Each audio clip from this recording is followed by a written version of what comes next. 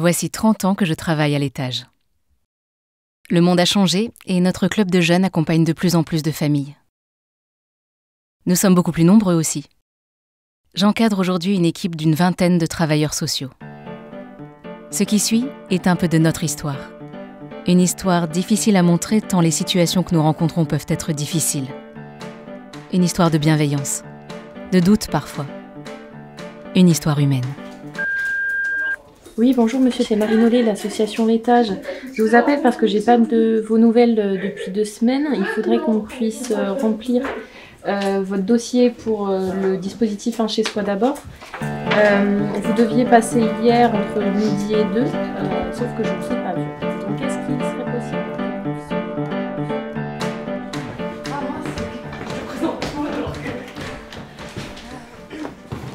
J'ai pris les clés de Rhino et du Route Altenheim. Ok. Alors j'ai un doute, je me souviens plus s'il y a Rhino, il y a aussi la literie, enfin les draps, tout ça. Normalement, il y a tout. Hein. Il y a tout, ok. Donc. Moi, je le mettais à BDR parce qu'une place, il manquait un peu des draps, des housses de couette. Ouais, carrément. Lundi matin. Je me prépare à rejoindre le couple M pour un premier rendez-vous à la banque. Voilà 2 ans que je les accompagne dans la recherche d'un logement. 2 ans que nous posons les bases pour qu'ils puissent être autonomes. La semaine dernière, nous avons repris tous les éléments de leur budget. Ça ne colle toujours pas, mais le chemin parcouru est déjà immense. Oui, bonjour, c'est l'association Étage. Est-ce que vous êtes bien un ami de monsieur Zil? Ok. En fait, j'aimerais bien lui proposer un rendez-vous et je voulais vous demander si vous pouvez être là pour traduire. Ok, ben lundi 15h, je vous remercie, monsieur. Bonjour. Bonjour Anita. Ça va, madame? Ça va, bonjour. En fait, madame, j'ai que deux enfants, finalement. Si Bernam, il a pas l'air ravi, hein? Bonjour. T'es pas malade au moins? Non malade. Non malade, il a pas envie. Non malade. Ok. Bon, bah allons-y alors les enfants. Lundi après-midi, visite à domicile. Nous devons remplir les dossiers scolaires des fils de Madame C. Madame C commence alors à raconter à ses enfants les raisons de son départ de leur pays d'origine. Ils l'ignoraient visiblement. Je vois l'émotion sur les visages des 2 adolescents. J'écoute, sans rien dire, conscient d'être privilégié. À cet instant, je me dis que j'ai de la chance de faire ce métier-là. Je remets les dossiers scolaires à plus tard. Oui. Comment est-ce déménager? Déménager. Mardi matin. Je reçois un coup de fil de Madame R. Un bailleur l'a appelé pour une attribution de logement. La visite de l'appartement est prévue cet après-midi. Je ne suis pas disponible. Je sens l'angoisse dans la voix de Madame R quand je le lui dis. Je crains qu'elle ne refuse la visite par peur de l'inconnu. Et je la comprends. J'accompagne Madame R depuis 2 ans dans ses démarches d'accès à un logement autonome. Mon rôle est d'être là dans ces moments clés. Ça, est-ce que t'as un truc un peu style bébé? Oui. J'avais pris ça, c'était le truc qui me semblait le plus petit. Tu vois? Oui, on va doubler, je pense pas, mais... Mais tu vois, je me suis... Voilà, parce que j'avais rien trouvé d'autre.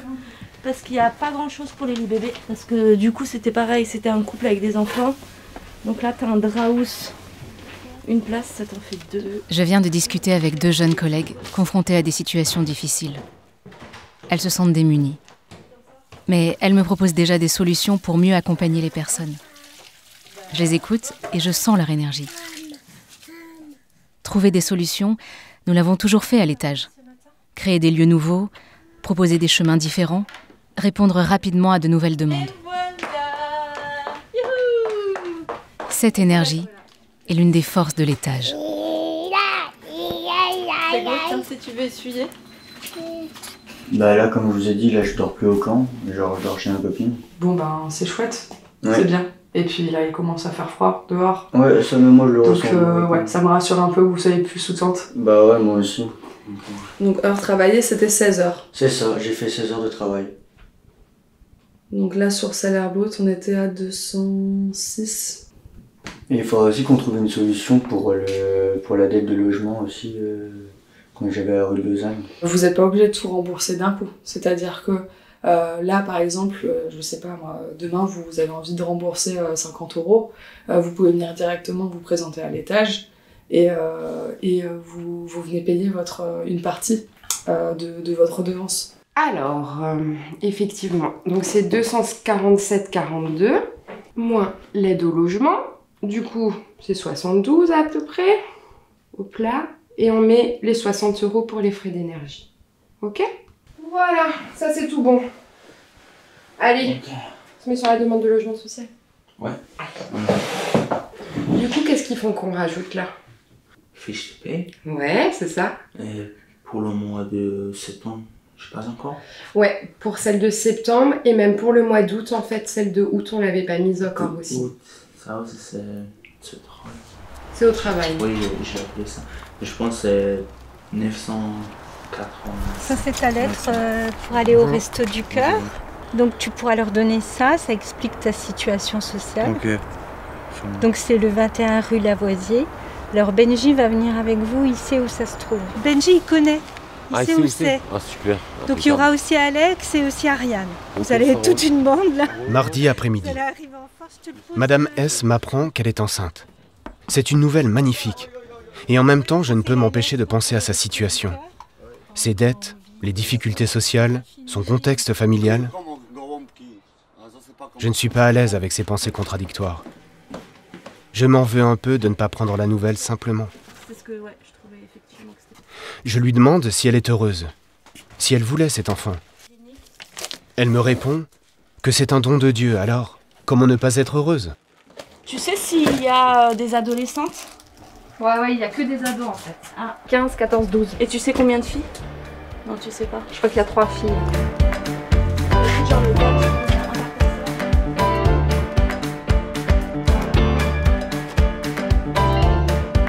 Pourquoi les 300 € d'aide?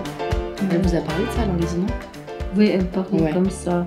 Ou le RSA. Elle parlait RSA aussi. Vous voulez qu'on prenne un rendez-vous, qu'on aille à la CAF? Qu'on prenne un rendez-vous pour aller à la CAF pour... Non, mais je n'ai pas pris rendez-vous. Vous voulez prendre rendez-vous avec la CAF? Maintenant, ça marche, oui. Bah, on peut y aller ensemble et leur poser des questions par rapport au RSA. Est-ce que vous avez... Nous sommes là pour écouter les familles, les jeunes que nous accompagnons. À tout moment, les regarder dans les yeux, leur parler, laisser le temps pour un café ou pour accéder à une machine à laver, une cuisine. Comment on dit bon appétit en russe? Приятного аппетита. Ah, merci. Ces petits moments peuvent sembler dérisoires, mais on ne mesure pas à quel point ils sont importants et comptent dans le parcours de chacune de ces personnes. А это где? Ah, ici. Alors, je vous montre. Ah, Mary. Étoile Bus. Voilà, c'est ça, c'est ça. Ok, il faut partir maintenant parce que c'est bientôt 10h45. Ah, ok. Oui, c'est à côté de Étoile Bus.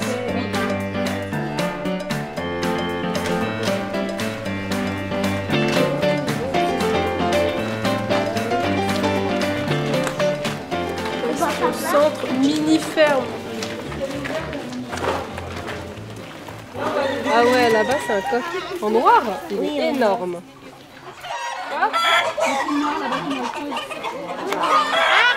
On va chercher les petits verres,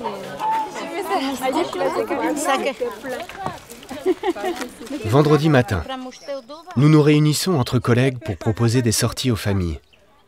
Chaque mercredi cet été, nous irons à la piscine, dans des parcs, à la ferme pédagogique, aux jeux d'eau. L'année dernière, une conteuse nous a accompagnés à l'orangerie. Une dizaine de familles étaient présentes. Je me souviens encore du regard des enfants absorbés par les histoires. Vous avez réussi à chercher le courrier?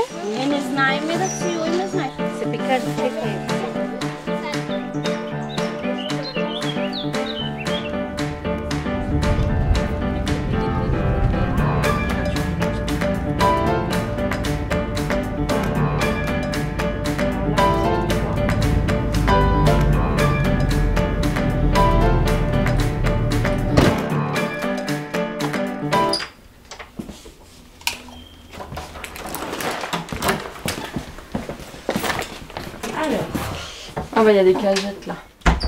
C'est ça. Donc ça, il y avait tout ce qui est ménage. Ouais, ménage c'est bon. Donc maintenant, il faut les couettes. Alors, là, t'as une place.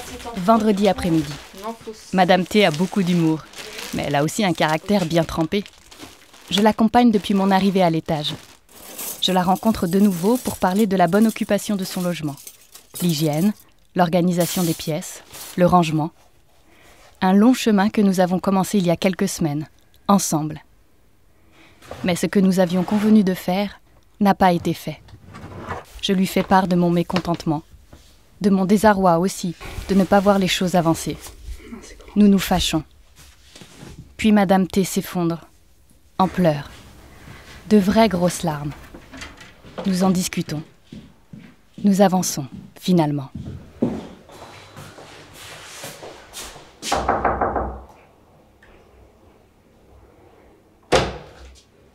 Excusez-moi.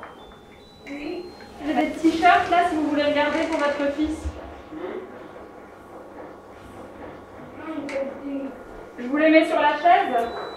Lundi matin, je consulte mes mails. K est mort. C'est le message d'un père qui m'annonce en 3 mots que son fils est décédé. K est arrivé avec sa famille en 2019, réfugié. Il était gravement malade. Je m'occupe des démarches administratives en lien avec les travailleurs sociaux de l'hôpital. J'appelle l'association d'interprétariat. Une interprète est disponible. Nous envoyons un message à la famille pour lui expliquer comment se passent les funérailles en France. Nous y serons. Puis j'apprends que dans leur culture, les enfants et les femmes n'assistent pas aux funérailles. C'est aussi ça, mon travail. Garder l'esprit ouvert, en alerte. Toujours chercher à savoir ce qu'il est juste de faire. Oui, bonjour, Pierre Imhoff Lizorix, je travaille pour l'association L'Étage et je souhaitais joindre le travailleur social qui accompagne une famille qu'on a reçue à la Loupiote, notre lieu d'accueil et de ressources pour les familles sans hébergement. Apparemment, il y a déjà, la personne bénéficie déjà d'un accompagnement. Mardi matin, je reçois de nouveau Monsieur H pour discuter de l'importance de commencer une formation en français grand débutant. Pour trouver un boulot, pour rencontrer d'autres personnes, pour vivre ici, à Strasbourg. J'y consacre tout l'entretien. La réunion précédente, Monsieur H n'y était pas allé. Et ça avait été une vraie déception pour moi. J'insiste. Cette réunion d'information sur les formations de français, ça peut être un vrai point de départ. Elle a lieu dans 3 jours. J'invite Monsieur H à se rendre sur le lieu de formation dès cet après-midi pour repérer les lieux. Eh ben, on peut dire 9h alors. Est-ce que vous voulez que je prenne aussi une copie du contrat de travail et une copie de l'autorisation de la directe? Je pense que c'est mieux, ouais. On sait jamais, effectivement. Mardi midi. Je rejoins 2 collègues pour déjeuner sur les bords de l'île. Je suis très perturbée par mon dernier entretien. Je leur raconte que la personne que j'ai vue est arrivée énervée et que je n'ai pas su la calmer. Au contraire. Elle me rassure et m'explique quoi faire dans ces moments-là. De ne surtout pas hésiter à interrompre l'entretien et aller voir un collègue. Je me calme et j'ouvre mon tube. Ces discussions me font du bien. Je reviens au bureau, l'esprit plus léger.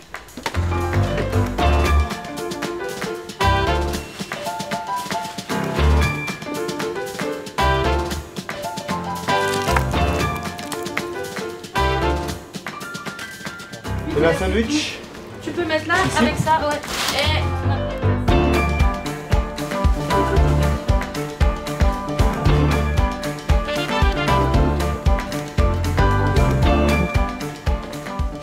En vrai, il faut y aller, ouais.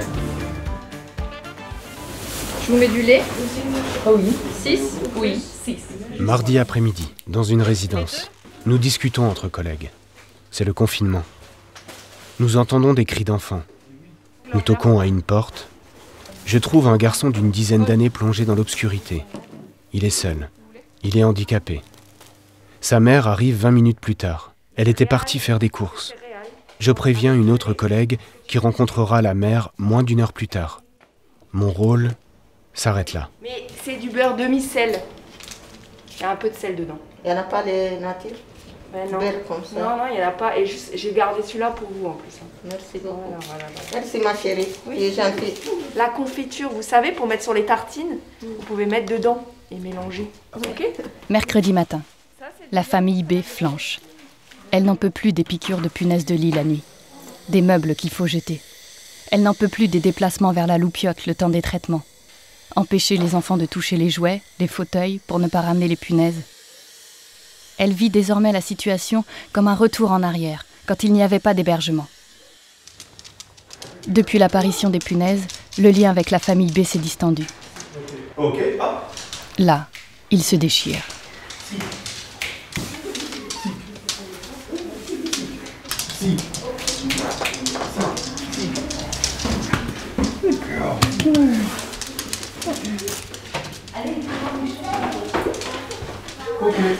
C'est fini? C'est fini. Pas de bouba? Pas de bouba. Yes! Fini bouba?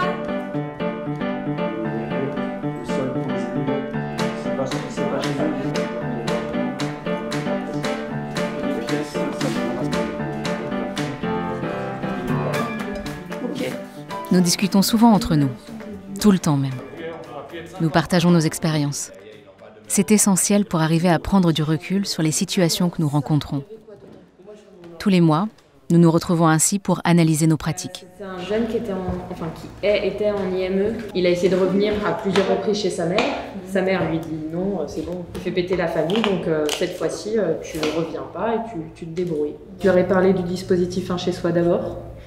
Croiser les regards fait partie de notre quotidien à l'étage. Dans les critères. Le seul truc que nous on ne peut pas faire, c'est le certificat médical, mais c'est un psychiatre. Oui, de toute façon, toi tu ne peux pas le faire. Il faut prendre quelqu'un qui soit un petit peu plus stable. On cherchera ça ensemble. On va chercher un orthophoniste ensemble. D'accord, ouais. Oui, je sais, oui.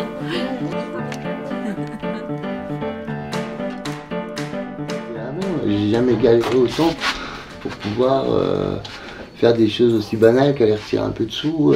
Galère quoi. Ça freine un maximum, c'est sûr. Hein. C'est pas une excuse. Non, mais c'est des éléments. C'est une réalité. Personne ne t'abandonnera et te laissera. Oui, non. Madame. Parce que l'idée, c'est quand même d'accéder à autre chose, c'est pas de rester à l'hôtel. Hein. Après, le dispositif, c'est HRS, où tu es hébergé. Maintenant c'est manuscrit mais ça passe, mais par contre tu vois moi j'aurais mis une marge ici. C'est un peu, la marge est un peu lège. Du coup Emefa, comment ça va depuis la semaine dernière? Ça va, juste que j'ai pas encore reçu ma paie parce qu'il y a eu un problème pour eux. Ils ont un problème de leur compte, de comptabilité, je sais pas. Donc au lieu du 5, ils ont fait le virement le 10. Comment s'est passé le rendez-vous avec la juriste Ngala du coup? En fait, elle m'a fait savoir que ce serait mieux si mon fiancé il fait une demande de visa visiteur. Le mieux c'est si je trouve un appart, je lui fais une demande de visa visiteur. Il vient, on fait le mariage et après il repart. Et le temps de 2 ou 3 mois pour faire une demande de regroupement familial. Et au même moment, les enfants viennent ensemble avec lui. Vous aviez déjà regardé sur la CAF pour faire la demande d'APL un petit peu ou pas du tout? Non. Non? Ok. Juste... dernière fois, j'ai contrôlé, c'était la prime d'activité. Ok. L'adresse qu'on a dit. 11 rue Cagnec. Ok, donc là c'est bon. Vous demandez les APL concernant l'adresse suivante. Pour ce logement, vous payez un loyer ou vous remboursez un prêt. Vous êtes locataire, sous-locataire ou locataire. Ouais. Le loyer sans les charges, donc on a dit 383. Et après je vous expliquerai, on va pouvoir aussi peut-être demander des petites aides avec le FSL. Et du coup ça permet aussi d'avoir des petites aides pour l'assurance habitation et l'ouverture des compteurs. Des petites aides financières. Ok. Voilà. Oui. C'est intéressant. Oui.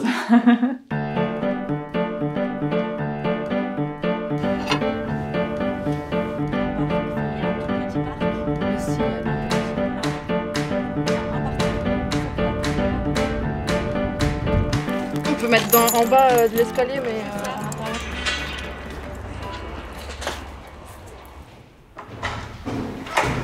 Jeudi après-midi. Je rends visite à plusieurs familles qui cohabitent dans le même espace. J'avais l'impression que tout se passait bien. J'avais tort. Ça se passe très mal. Le ton monte. Je suis sommé d'arranger les choses.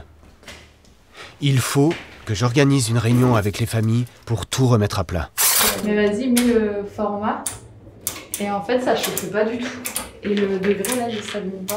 Bah sinon, tu précises, la lampe marche, mais ça ne chauffe pas. Moi, je la prends au chaud parce qu'il y a le... C'est bon? Ouais. Jeudi après-midi toujours. J'apprends que le père d'une famille que je suis depuis presque 1 an est violent avec ses enfants. Pourtant, à chaque fois que je les rencontre, j'ai l'impression qu'il y a une belle entente entre les parents et les enfants. Et le père insiste toujours sur cette relation positive. L'idée que je me fais de la situation semble complètement fausse. Je me sens bête. Je commence la rédaction d'une information préoccupante. Lui, c'est activité que pâte à sel. Mais on peut faire plein de trucs différents. Ouais. Est-ce qu'il faut mettre un peu plus de bleu? Just cotton et venom pizza. Ça se colle. Ouais, ça colle, mais vas-y. Après, tu vas voir, ça va partir. Regarde derrière. Ça te dit comment tu peux faire du vert clair et plein d'autres couleurs si tu veux.